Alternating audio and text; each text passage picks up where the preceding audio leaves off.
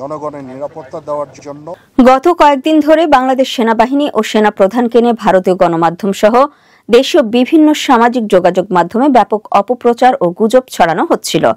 এক পর্যায়ে এটি প্রায় লাগামহীন অবস্থায় পৌঁছে যায়। ঠিক সে সময় বাংলাদেশ সেনাবাহিনী প্রধান জেনারেল ওয়াকারুজ্জামান সেনাবাহিনীর সকল পর্যায়ের অফিসারদের নিয়ে আয়োজিত এক অফিসার্স অ্যাড্রেসে যে ভাষণ দিলেন তা শুধু সেনাবাহিনীর অভ্যন্তরে নয়, প্রশংসিত হয়েছে দেশের সর্বমহলে।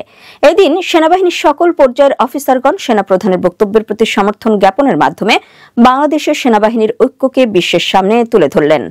সেনাবাহিনীর সদস্যদের নিষ্ঠা, পেশাদারিত্ব ও ধৈর্যের প্রশংসা করেছেন বাংলাদেশ সেনাবাহিনীর প্রধান জেনারেল ওয়াকারুজ্জামান। সেনাপ্রধান বলেন, সেনাবাহিনী কোনো অস্ত্রের যুদ্ধ নয়, বরং নৈতিকতা, প্রজ্ঞা, সম্মান ও হিকমার ওপর নির্ভর করে কাজ করে চলেছে। সেনাবাহিনীর চূড়ান্ত লক্ষ্যের কথা উল্লেখ করে তিনি বলেন, আমাদের বিজয় হবে সুষ্ঠু নির্বাচন নিশ্চিত করে শান্তিপূর্ণভাবে সেনানিবাসে ফিরে যাওয়া। 24শে মার্চ সোমবার সকালে সেনাবাহিনীর সদস্যদের উদ্দেশ্যে দেওয়া এক বক্তব্যে এইসব বিষয় তুলে ধরেন সেনাপ্রধান। ঢাকা সেনানিবাসে অফিসার্স অ্যাড্রেস নামের এই আয়োজন অনুষ্ঠিত হয়। এতে সেনাবাহিনীর পদস্থ কর্মকর্তারা উপস্থিত ছিলেন। অন্য সব সেনা স্থাপনায় কর্মরত কর্মকর্তারাও ভার্চুয়ালি এই অনুষ্ঠানে যুক্ত হন। এতে কোনো প্রকার উস্কানিতে প্রভাবিত না হওয়ার জন্য সবার প্রতি আহ্বান জানান তিনি। দেশের আইন শৃঙ্খলা রক্ষায় কঠোর পরিশ্রমের জন্য তিনি সবাইকে ধন্যবাদ জানিয়েছেন। এছাড়া পবিত্র রমজান মাসে সেনা সদস্যদের অব্যাহত প্রচেষ্টায় সন্তোষ প্রকাশ করে তিনি সবাইকে সতর্ক করে বলেন, সেনাবাহিনীর বিরুদ্ধে মিথ্যা তথ্য প্রচারের আশঙ্কা রয়েছে। এই সংকটময় সময়ে সবাইকে শান্ত থাকতে হবে। সেনাবাহিনীর প্রধান বলেন, বর্তমান পরিস্থিতিতে যে দায়িত্ব ও নিষ্ঠার সঙ্গে সেনাবাহিনী কাজ করছে সেটি দেশ ও জাতি চিরকাল স্মরণ রাখবে।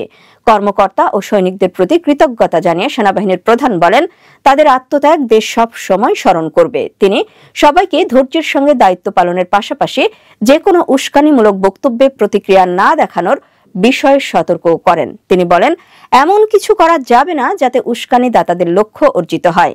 বাংলাদেশ সেনাবাহিনী একটি পেশাদার বাহিনী। সেনাবাহিনীর কার্যক্রম সম্পর্কে সরকার জানে, জনগণও জানে। অনেকেই নানা ভুল তথ্য, অপতথ্য নানাভাবে ছড়াচ্ছে। এতে বিভ্রান্ত হওয়া যাবে না। পরিস্থিতি সামলাতে হবে ধৈর্যের সঙ্গে। সেনাবাহিনীর কাছে সর্বোচ্চ অগ্রাধিকার দেশ ও দেশের জনগণ। এ সময় জাতিসংঘ মহাসচিব অ্যান্টনিও গুতেরেসের বাংলাদেশ সফরের প্রসঙ্গ উল্লেখ করে সেনাপ্রধান বলেন, জাতিসংঘ মহাসচিব শান্তি মিশনে বাংলাদেশ সেনাবাহিনীর ভূমিকার প্রশংসা করেছেন। এছাড়াও একই সঙ্গে 5 আগস্টের পর দেশের অস্থিতিশীল পরিস্থিতি সামলানোর দক্ষতারও স্বীকৃতি দিয়েছেন।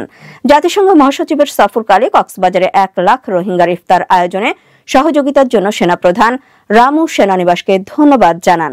সেনাবাহিনীর পেশাদারিত্ব আন্তর্জাতিক পর্যায়েও প্রশংসিত হচ্ছে বলেও জানান সেনাপ্রধান। এদিকে ভারতীয় গণমাধ্যম ইন্ডিয়া টুডের প্রকাশিত একটি মিথ্যা প্রতিবেদনের বিরুদ্ধে প্রতিবাদ জানিয়েছে বাংলাদেশ সেনাবাহিনী।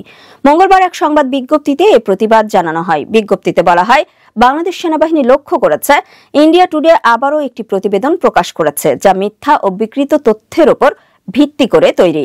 প্রতিবেদনটি বাংলাদেশ সেনাবাহিনীর একটি নিয়মিত বৈঠকের উপর ভিত্তি করে রচিত, যার শিরোনাম বাংলাদেশ সেনাবাহিনী প্রধান উপদেষ্টা মোহাম্মদ ইউনূসের বিরুদ্ধে সম্ভাব্য অভ্যুত্থানের আশঙ্কায় জরুরি বৈঠক করেছে।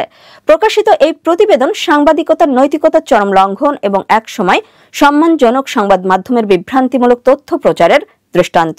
বিজ্ঞপ্তিতে আরও বলা হয়, প্রতিবেদনটি নির্ভরযোগ্য উৎস বা কোনো প্রকার প্রমাণ ছাড়া সম্পূর্ণ ভিত্তিহীন তথ্য ছড়ানোর আরেকটি প্রচেষ্টা বলে মনে হচ্ছে। এতে প্রকাশিত তথ্যে কোনো সত্যতা নেই এবং তথাকথিত অভ্যুত্থানের আশঙ্কা একেবারেই প্রতারণামূলক। ইন্ডিয়া টুডে বারবার কোনো রকম যাচাই বাছাই ছাড়াই সংবেদনশীল খবর প্রকাশ করছে, যা সাংবাদিকতার নৈতিকতা ও সত্যনিষ্ঠতার পরিপন্থী বলে উল্লেখ করা হয়।